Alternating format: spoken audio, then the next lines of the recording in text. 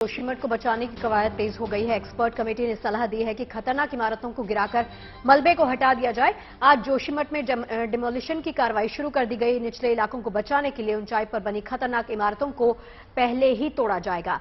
कार्रवाई इस तरह की जा रही है कि कुदरत की गोद में बसे जोशीमठ का कम से कम नुकसान हो। लोगों की हिफाजत का ख्याल पूरा रखा जाएगा। सभी को पहले ही सुरक्षित ठिकानों पर पहुंचा दिया जाएगा।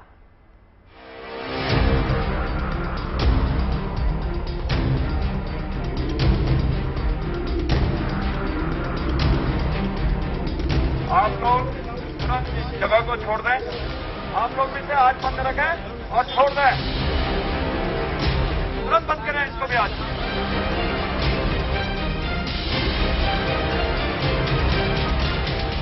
जब जमीन में दरारें आ गई तो इंसानों की इस बस्ती का खाली करना जरूरी हो गया।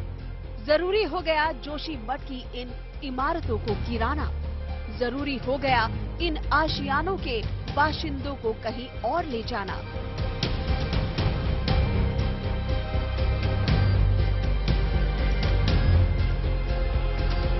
जोशीमठ का वजूद खतरे में है।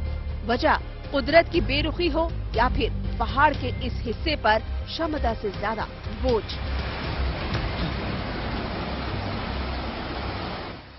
लेकिन अब जोशीमठ की सूरत बदलने वाली है। जोशीमठ में रहने वाले लोगों को इस संकट से उबारने की कोशिशें लगातार की जा रही हैं। कुदरत की ताकत से मुकाबला तो नहीं किया जा सकता, लेकिन यहाँ रहने वाले लोगों की हिफाजत की कवायद जरूर तेज कर दी गई है। छोड़ दें।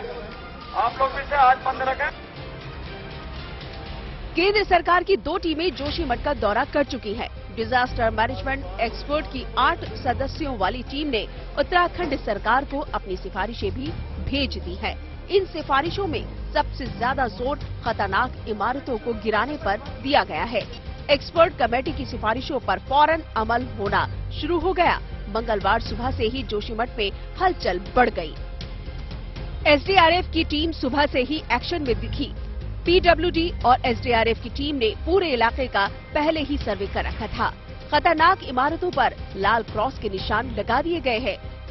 अब अगला कदम इन इमारतों को गिराने का है, लेकिन डिमोलिशन की इस कार्रवाई में किसी को चोट न आए, इसका पूरा ख्याल रखा जा रहा है। पुलिस और एसडीआरएफ की टीम बाकायदा अनाउंसमेंट करके लोगों से इलाका खाली करने की अपील कर रहे हैं। आप लोग तुरंत इस जगह को छोड़ दें। आप लोग भी से आज बंद रखें और छोड़ दें। एसडीआरएफ की टीम सबसे पहले 2 होटलों को ध्वस्त करेगी। ये होटल ऊंचाई पर बने हैं और इनके गिरने से नीचे वाले हिस्से में ज्यादा नुकसान हो सकता है। इसी नुकसान से बचने के लिए एसडीआरएफ ने इन होटलों को पहले गिराने का फैसला किया। एहतियात के तौर पर इस कार्रवाई से पहले पूरे इलाके की बिजली भी काट दी गई। एसडीआरएफ की टीम ये जो 2 होटल्स आपको दिख रहे हैं, माउंट व्यू होटल और मलारी इन 2 होटल्स को डिमोलिश करेगी और इसके लिए पूरी की पूरी तैयारी कर दी गई है। लगातार एसडीआरएफ की टीम इस वक्त अनाउंसमेंट कर रही है। आसपास के इलाके में जो लोग रह रहे हैं उनको सर क्या प्रोसेस रहेगा, डिमोलिशन का प्रोसेस क्या रहेगा? अभी इसको स्टार्ट किया जा रहा है डिमोलिशन का प्रोसेस। इसमें सीबीआरआई, एसडीआरएफ और सिविल पुलिस की टीम है, पीडब्ल्यूडी की टीम है, उनके मजदूर हैं जो यहाँ आ चुके हैं। अभी थोड़ी देर में इसको स्टार्ट किया जाएगा। क्या अगर इसको आम दर्शकों को लिए आप समझाना चाहें तो फेज वाइज किस तरह से तोड़ा जाएगा? क्या पूरी बिल्डिंग एक बार में गिराई जाएगी? क्या प्रोसेस रहेगा? नहीं, ये फेज वाइज तोड़ा जाएगा। जो चीजें पहले आसानी से निकाली जा सकती हैं, जैसे ऊपर का जो कंस्ट्रक्शन है वो धीरे धीरे उसको हटाया जाएगा, फिर उसके बाद नीचे आया जाएगा। यहाँ पे जो इलेक्ट्रिशियन है, बिजली विभाग के कर्मचारी हैं, वो पोल पे चढ़ रहे हैं और सबसे पहले प्रक्रिया ये है कि बिजली काटी जाएगी ताकि जो एसडीआरएफ के जवान और जो वर्कर्स इस वक्त डिमोलिशन एक्टिविटी में पार्टिसिपेट करेंगे उनको किसी भी तरह से बिजली करंट लगने का खतरा ना हो। और इसके साथ साथ आपको हम दिखा दें कि यहां ऊपर जो पास के घर हैं उनकी छतों पे एसडीआरएफ के जवान आपको इस वक्त तैनात दिखाई देंगे। वो लोग पूरी नजर बना के रखे हुए हैं इस वक्त कि आखिरकार किस तरह से जो डिमोलिशन एक्टिविटी है उसको शुरू किया जाए। इमारत गिरने पर निकले मलबे को हटाने के लिए बुलडोजर और ट्रक का इस्तेमाल किया जा रहा है। प्रशासन तमाम तरह के जो इक्विपमेंट्स की जरूरत है, रिसोर्सेज की जरूरत है, उसको इकट्ठा कर रही है और एक एक करके यहाँ पे सारे उन रिसोर्सेज को खड़ा किया जा रहा है, इक्विपमेंट को खड़ा किया जा रहा है। लगातार पुलिस अनाउंसमेंट कर रही है कि लोगों को यहाँ से कहा जा रहा है कि आप अपने घरों को खाली कर दें। साथ ही साथ एसडीआरएफ के जो जवान हैं वो एक एक घर में जा रहे हैं और लोगों को बता रहे हैं कि आप इस इलाके को खाली करें। जोशीमठ को बचाने की मुहिम में राज्य सरकार और केंद्र सरकार की टीमें लगातार जुटी हुई हैं। लोगों को महफूज ठिकानों पर भेज दिया गया है और इमारतों को भी पूरी एहतियात के साथ तोड़ने का काम किया जा रहा है। कोशिश यही है कि जोशीमठ को गुम होने से बचा लिया जाए और इस पूरी कोशिश में यहाँ रहने वाले बाशिंदों का कम से कम नुकसान हो।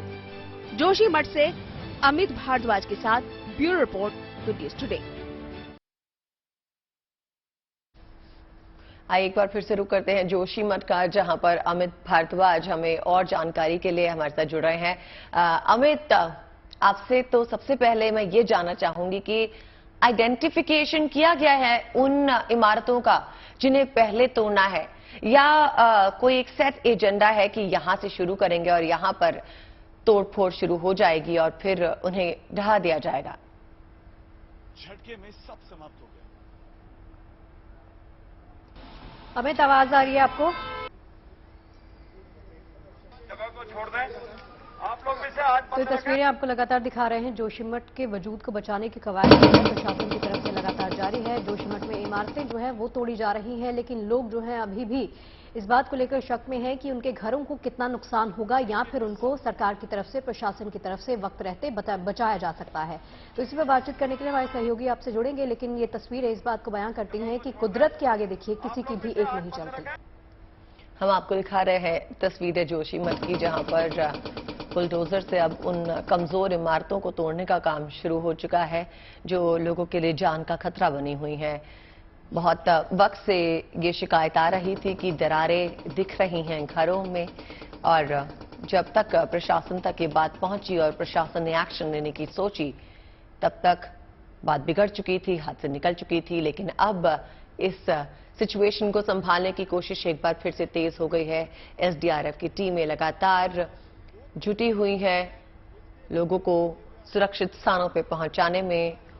उनकी सिर्फ यही रिक्वेस्ट है कि कम से कम सामान लें और जो भी डेंजरस जोन्स हैं वहां से निकल जाएं।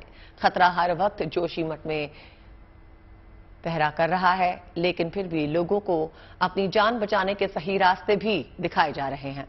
तो ये अनाउंसमेंट्स भी आप सुन सकते हैं कि लोगों को एहतियातन अनाउंसमेंट्स दी जा रही हैं, उनको अलर्ट किया जा रहा है कि अगर आप अभी भी घरों में और बिल्डिंगों में, इमारतों में मौजूद हैं तो ये आपके लिए सुरक्षित बिल्कुल नहीं है। तो जोशीमठ को बचाने की कवायद देखिए लगातार जारी है। प्रशासन और सरकार लगातार मुस्तैद हैं। एक्सपर्ट्स कमेटी जो है उसने भी एक सलाह दी है लोगों को भी कि खतरनाक इमारतें जो हैं उनको गिराकर मलबे में उनको तब्दील कर दिया जाए। जोशीमठ में डिमोलिशन की कार्रवाई जो है वो शुरू हो गई है सुबह से ही। तो ज्यादा बातचीत करने के लिए अमित, हमारे सहयोगी हमारे साथ जुड़ गए हैं। अमित, ये बताइए कि डिमोलिशन प्रक्रिया जो है वो सुबह से शुरू हो गई है, कहां तक पहुंची है ये पूरी की पूरी प्रक्रिया? अदिति, देखिए, सबसे पहले 3 फेजेस में इस पूरे डिमोलिशन एक्टिविटी को प्लान आउट किया गया था। पहला फेज था कि जो लोग यहां रह रहे हैं उनको रिलीफ कैंप में शिफ्ट किया जाए और उसके बाद निशानदेही की गई जो डैमेज प्रॉपर्टी है, खास करके वो प्रॉपर्टीज जो जिसमें मैक्सिमम डैमेज हुआ है। ये जो 2 बिल्डिंग्स आप मेरे ठीक पीछे देखेंगी, ये मलारी इन है और इसके साथ साथ माउंट व्यू होटल है। इन दोनों होटल्स में बहुत भारी नुकसान हुआ है। जो लैंड सब्सिडेंस की घटनाएं हो रही हैं, भू धसाव की घटनाएं हो रही हैं, उसकी वजह से।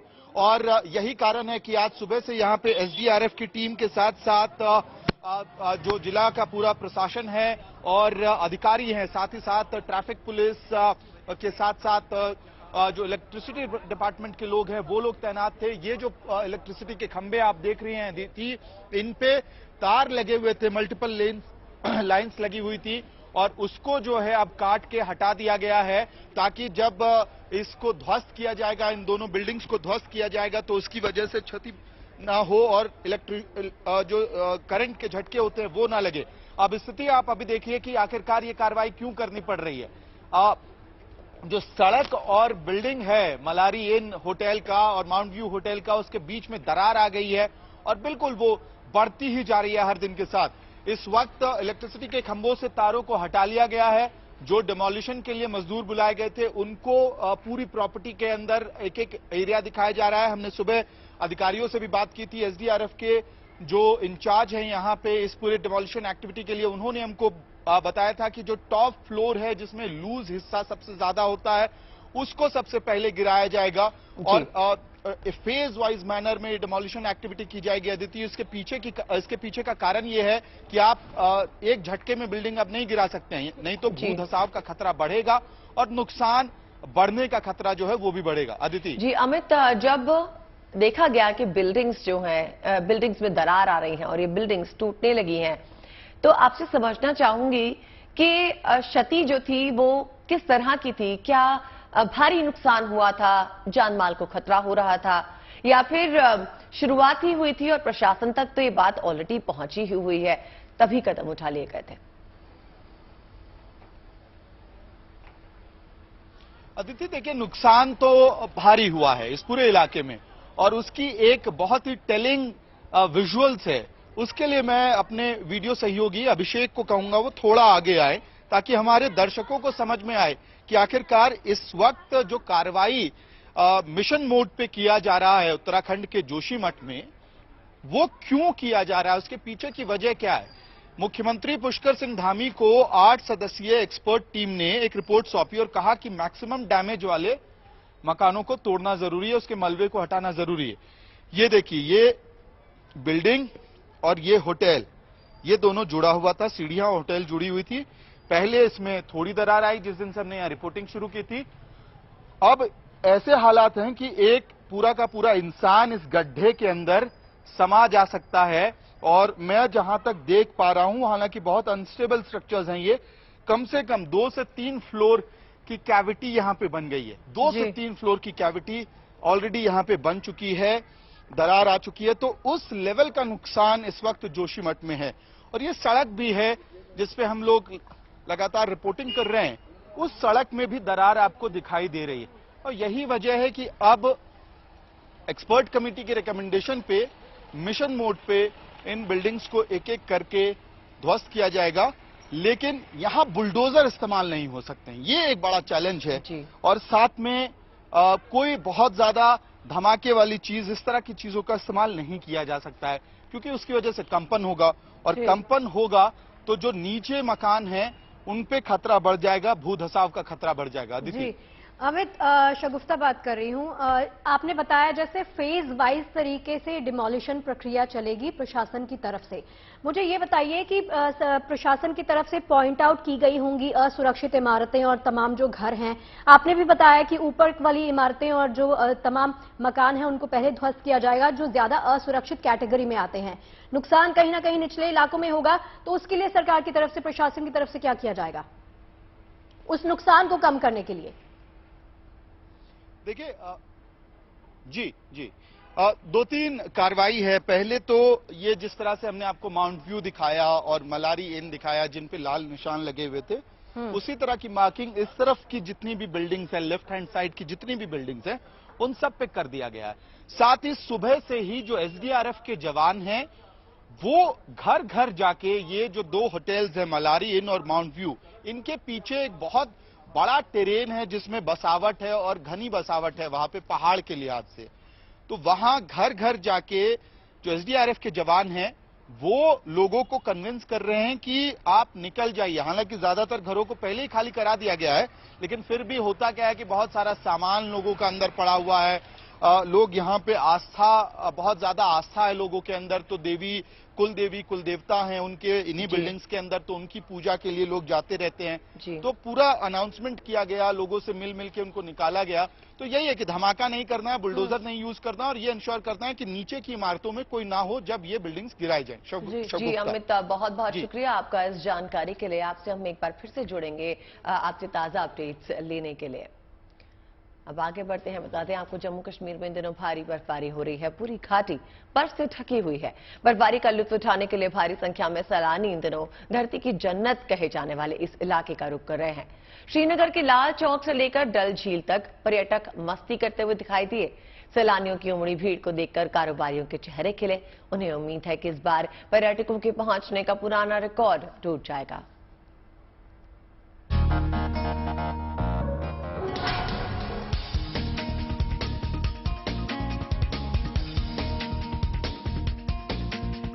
कश्मीर की फिजाओं में इन दिनों गजब की रोमानियत है। वादियां बर्फबारी से गुलजार हैं। ऐसा लगता है मानो कुदरत ने पूरी वादी को सफेद स्याह रंग से भर दिया है। बर्फ से ढके पहाड़ों से लेकर डल लेक तक और खूबसूरत बागानों से लेकर नदियों और झरनों तक इनकी खूबसूरती सदियों से लोगों को लुभाती आई है। और अब एक बार फिर घाटी में टूरिज्म की बहार आ गई। धरती पर जन्नत कही जाने वाली ये कश्मीर घाटी पर्यटकों से गुलजार है। घाटी में लगातार हो रही बर्फबारी सैलानियों को धरती की इस जन्नत का दीदार करने का मानो आमंत्रण दे रही है। पूरे कश्मीर में पिछले 2 दिन से मौसम का मिजाज बदला है और आने वाले 3 दिनों तक भारी बर्फबारी का अनुमान जताया जा रहा है। मंगलवार सुबह कश्मीर के अधिकतर मैदानी इलाकों में इसी तरह जैसे मेरे पीछे है घना कोहरा छाया और विजिबिलिटी जो है बहुत कम हो गई, वरना आमतौर से कश्मीर में खासतौर से श्रीनगर शहर में इस तरह का कोहरा नहीं देखा जाता है। दरअसल मौसम विभाग का कहना है कि वेस्टर्न डिस्टर्बेंस पिछले 2 दिन से जम्मू कश्मीर में दाखिल हुई है, जो इस पूरे इलाके को अपनी चपेट में लेगा और आज शाम से जो है मंगलवार शाम से मौसम का मिजाज बदलेगा और बुधवार और गुरुवार और शुक्रवार तक मौसम इसी तरह बना रहेगा, जहां पर पहाड़ी इलाकों के साथ साथ मैदानी इलाकों में भी बर्फबारी और बारिशें होंगी। श्रीनगर के लाल चौक से लेकर डल झील तक पर्यटक मस्ती करते दिख रहे हैं। सैलानियों को जो सबसे ज्यादा पसंद आ रहा है वो है शिकारा। शिकारा यानी पानी में तैरता मकान। दूर दराज के इलाकों से लोग कश्मीर पहुंच रहे हैं और डल झील में शिकारे का लुत्फ उठा रहे हैं। बहुत अच्छा लगा, बहुत अच्छा, मतलब बहुत ही अच्छा लगा। और क्या बोल सकते हैं, मतलब जो आंखों में देख लिया है ना, मतलब और कुछ नहीं। बहुत बहुत सुंदर लगा कश्मीर, बहुत सुंदर लगा। सबको आना चाहिए यहाँ पे। डल लेक तो मतलब कुछ नहीं, मतलब यहाँ पे तो अभी हमको रील्स बनाना है, तो इसलिए मेरे को और भी मजा आ रहा है कि ये जगह बहुत सुंदर है। जन्नत जन्नती है एकदम। डल झील में ऐसे कई शिकारा हैं जहां सैलानी ठहरे हुए हैं। इन शिकारा तक नाव की मदद से पहुंचा जाता है। इसके अलावा डल झील में लोगों को बोटिंग का मजा लेते हुए भी देखा जा सकता है। श्रीनगर में सैलानियों की उमड़ी भीड़ को देखकर कारोबारियों के चेहरे खिले हुए हैं। उम्मीद है इस बार पर्यटकों के पहुंचने का पुराना रिकॉर्ड टूट जाएगा। 2022 रहा, मार्च से ही स्टार्ट सही रहा और एंड तक भी सही रहा। अब उम्मीद है इंशाल्लाह 2023 by the grace of God it will run double than that, when we will be ready for all occupants. Kashmir में 31 दिसंबर से शुरू हुए चिल्ले कला के दौरान ये दूसरी बर्फबारी है। कश्मीर में हर साल बर्फबारी के बाद का नजारा कुछ ऐसा ही दिलकश होता है। हर साल बर्फबारी के बाद घाटी में सफेद चादर सैलानियों का स्वागत कर रही होती है। कोरोना की वजह से पिछले कुछ सीजन में सैलानियों ने घाटी का रुख कम किया है, लेकिन इस बार जन्नत का दीदार करने वालों की तादाद अच्छी खासी रहने वाली है। श्रीनगर से अशरफ वाणी के साथ bureau report, good news today. कहते हैं खाने का सीधा कनेक्शन मौसम और वातावरण के साथ होता है। जम्मू कश्मीर की बर्फीली ठंड में पसंद किया जा रहा हरिसा एक ऐसा ही व्यंजन है जो लजीज भी है और ठंड में एनर्जी से भरपूर भी है। स्वाद के शौकीनों को घाटी का मशहूर व्यंजन हरिसा खूब पसंद आ रहा है।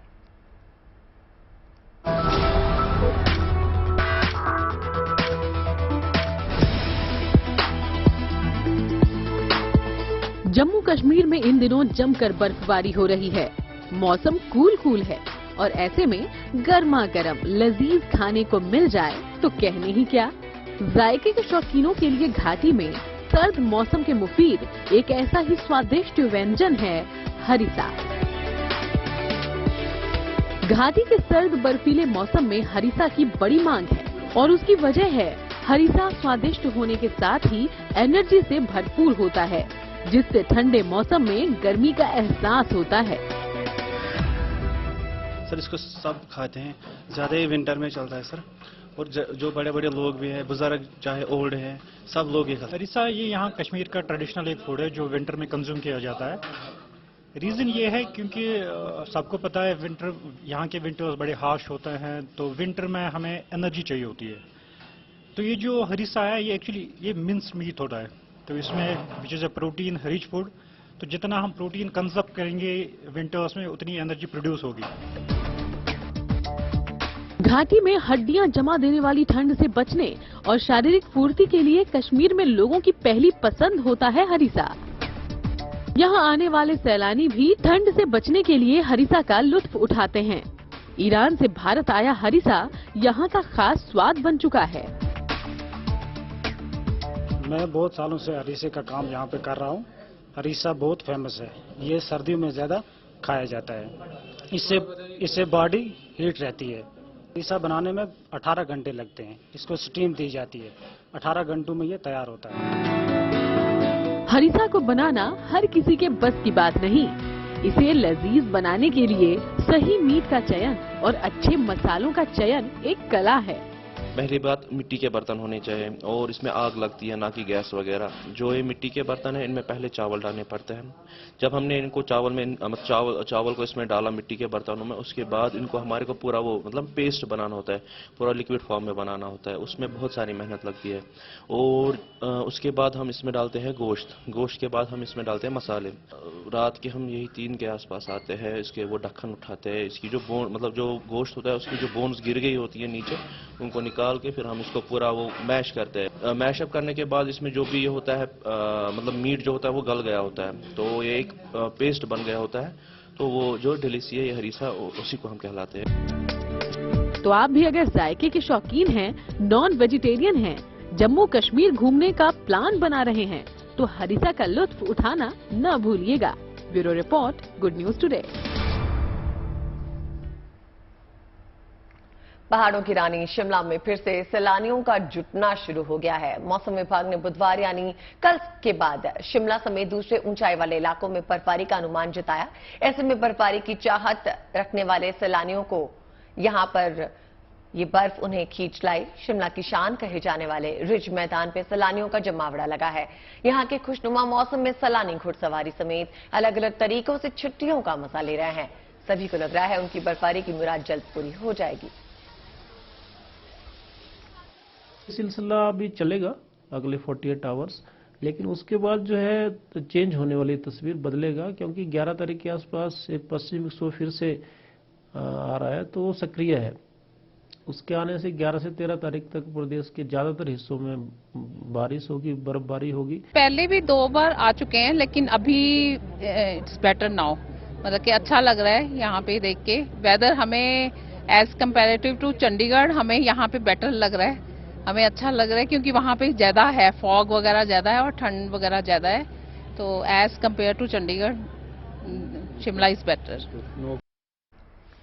और चलिए बात करते हैं छत्तीसगढ़ की राजधानी रायपुर में इन दिनों फूलों की प्रदर्शनी लगी हुई है। वहां के गांधी पार्क में लगी प्रदर्शनी 3 दिनों तक चलेगी। इसमें अलग अलग किस्म के कई फूल शामिल हैं। रंग बिरंगे सुंदर फूलों से पार्क को एक बगिया की तरह सजा दिया गया है। देखकर ऐसा लगता है जैसे फूलों की टोकरी हो। इन फूलों की बगिया में कई दुर्लभ प्रजाति के पौधे भी शामिल हैं। शहर के लोग बड़ी तादाद में इस प्रदर्शनी को देखने के लिए पहुंचते हैं। प्रदर्शनी का मकसद है कुदरती सुंदरता को बरकरार रखना, हरियाली को बढ़ावा देना, साथ ही किसानों को खेती के लिए नए तरीकों के साथ प्रेरित भी करना।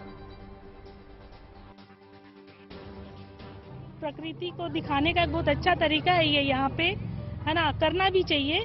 और बहुत अच्छे तरीके से लोगों ने मतलब कि प्रकृति को संभालने की कोशिश की हुई है। हम पूरा अभी देख नहीं पाए हैं, हालांकि अभी हमने एंटर किया है। बाकी एक एक स्टाइल में हमको आधा घंटा लग रहा है, मतलब इतना अच्छा लग रहा है। और अब एक ऐसी खबर जो आपके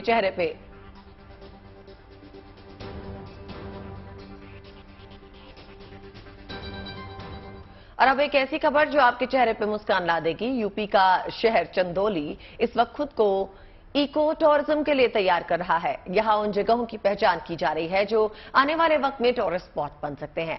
तो आने वाले वक्त में कैसा नजर आएगा चंदौली, इसकी एडवांस तस्वीरें आपको दिखाते हैं।